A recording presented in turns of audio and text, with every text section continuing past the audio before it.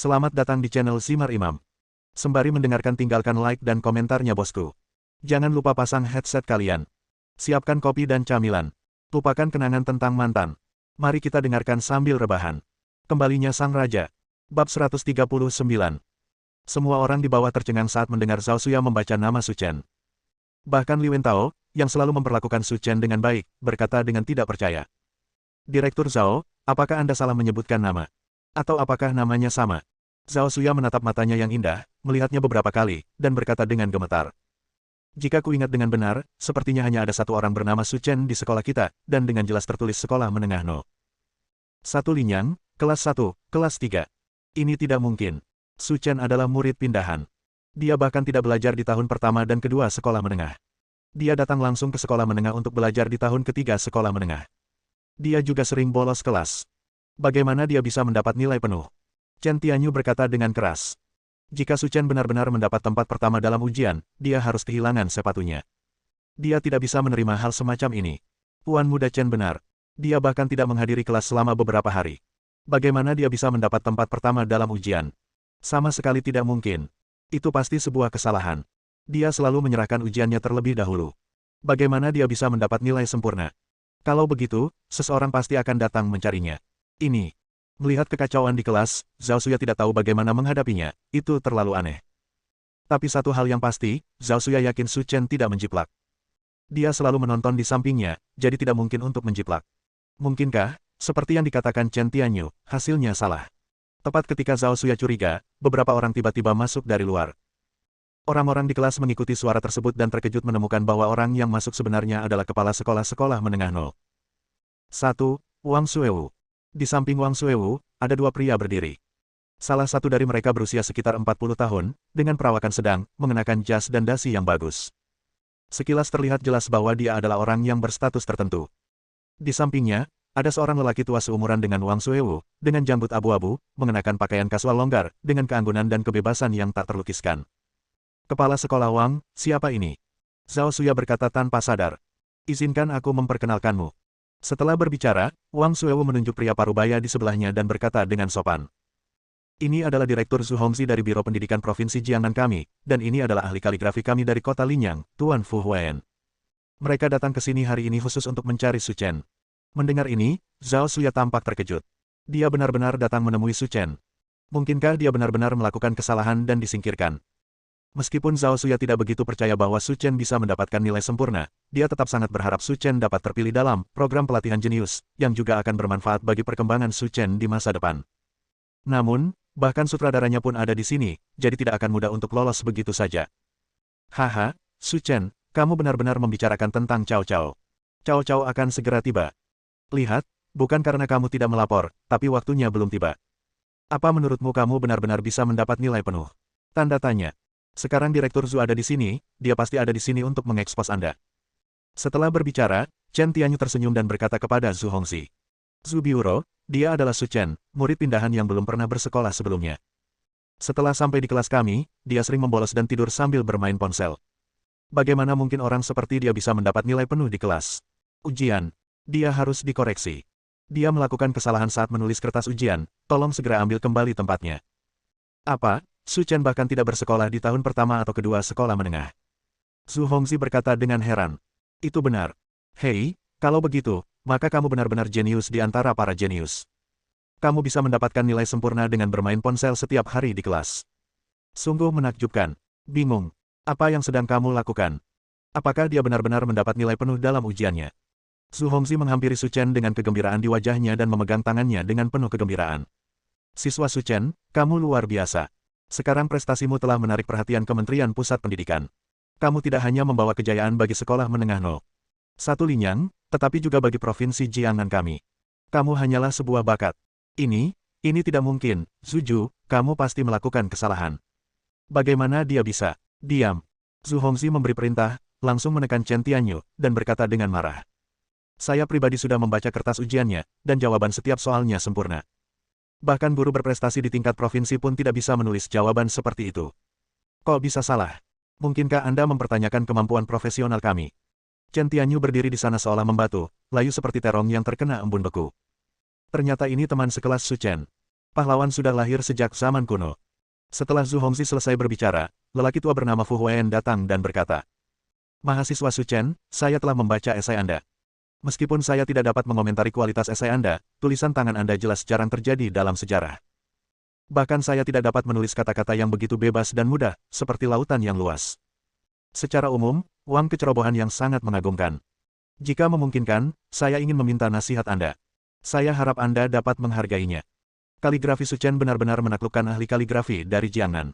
Ini sungguh menakjubkan. Jika ada kesempatan, kita bisa berkomunikasi. Su Chen berkata dengan percaya diri. Meskipun Su Chen gila, dia tetap memahami dasar kesopanan dan rasa hormat. Oke, aku akan berterima kasih dulu di sini.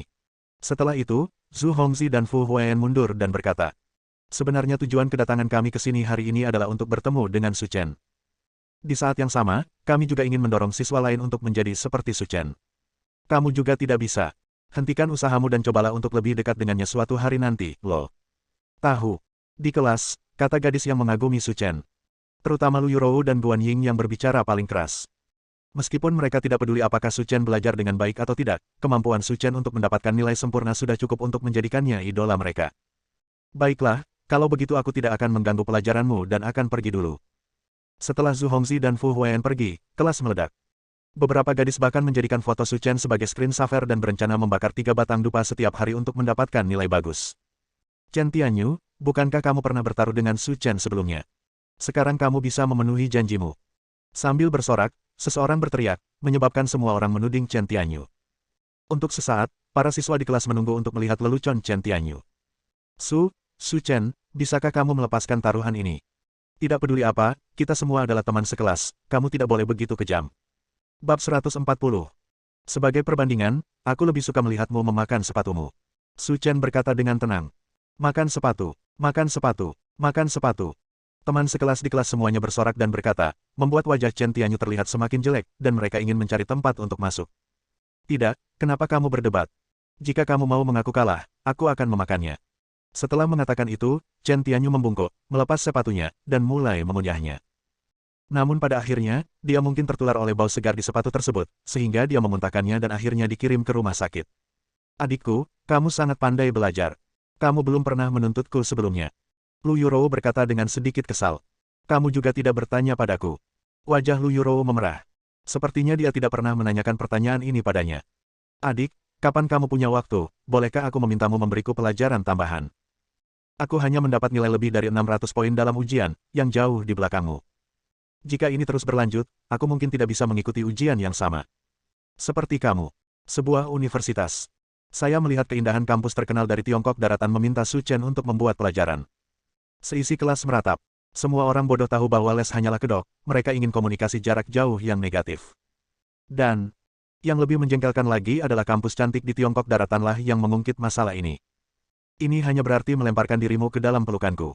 Untuk pelajaran mengarang, kamu harus mencari orang lain. Aku mungkin tidak punya waktu. Su Chen menolak dengan sopan. Aku tidak suka belajar dengan orang asing. Kalau itu kamu, itu tidak masalah. Setelah mengatakan itu, Lu Yurou memegang tangan Su Chen dengan genit dan berkata dengan genit. Saudaraku, berjanjilah padaku. Su Chen merasa tidak berdaya dan berkata, itu tergantung waktu saya.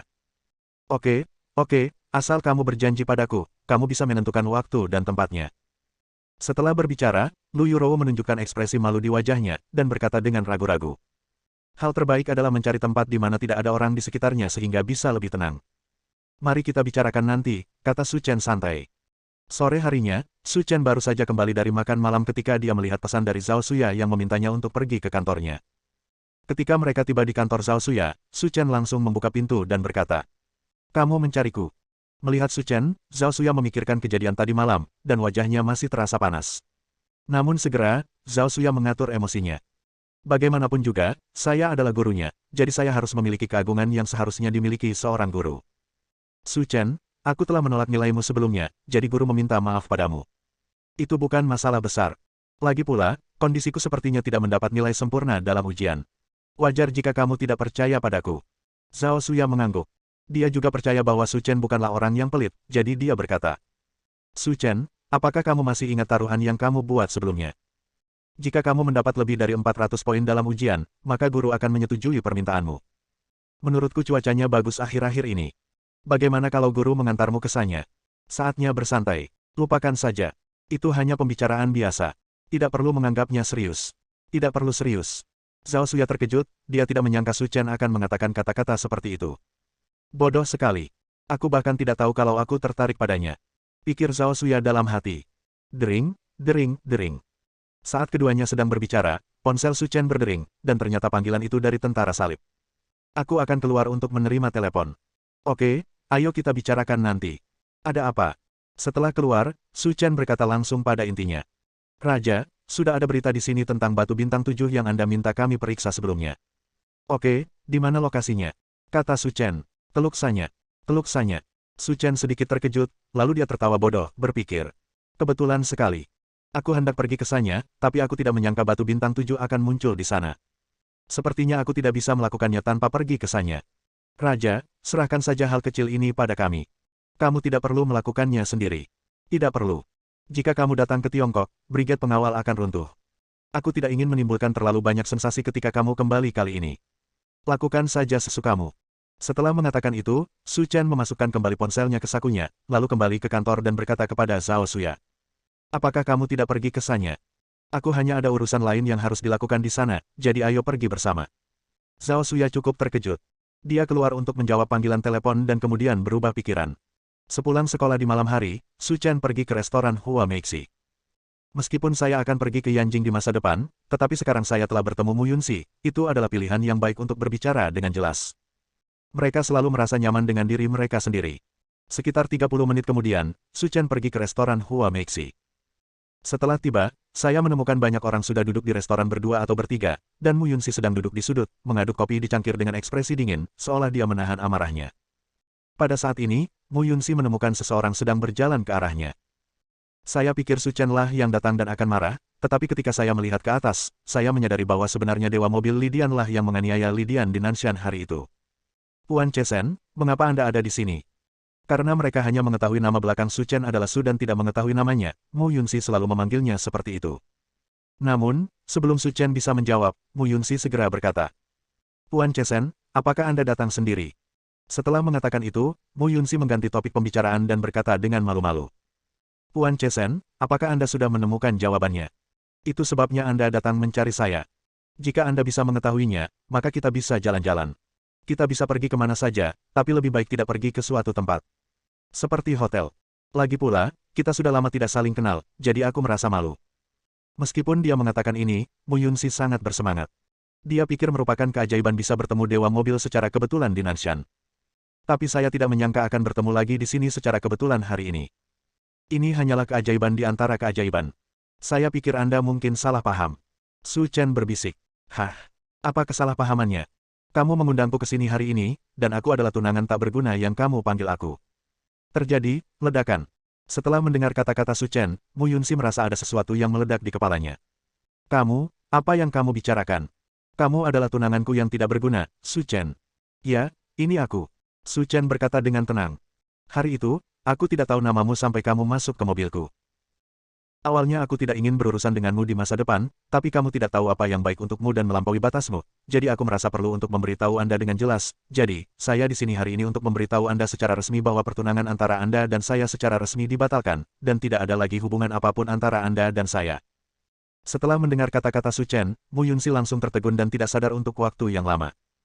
Dia tidak bisa menerima bahwa pria yang dia cintai ternyata adalah orang yang selama ini dia klaim sia-sia. Bersambung.